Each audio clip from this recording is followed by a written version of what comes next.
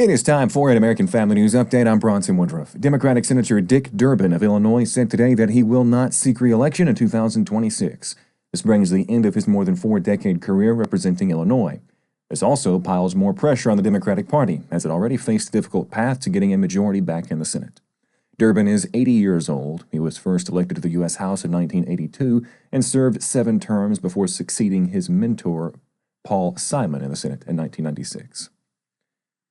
A fast-moving fire burning in New Jersey today forced thousands of people to evacuate and also temporarily closed a stretch of a major highway. The Garden State Parkway, one of New Jersey's busiest highways, was closed between Barnegat and Lacey Townships on Tuesday night.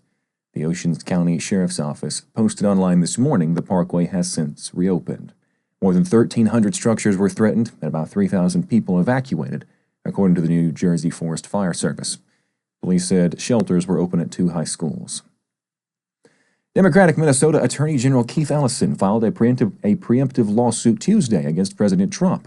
He's trying to block the Trump administration from acting against Minnesota in the same way that it's been acting against Maine. The Trump admin has been tough on Maine with funding cuts to get the state to ban men from competing on girls' and women's sports teams.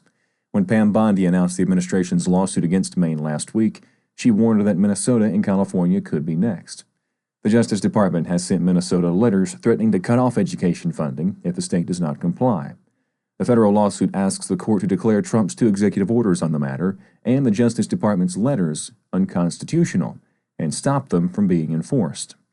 A side note, the state's Democratic Governor Tim Walz signed legislation in 2023 that would allow children from anywhere in the country to come to Minnesota for gender manipulation procedures.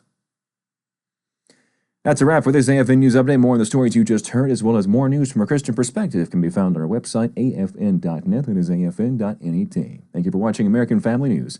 I'm Bronson Woodruff.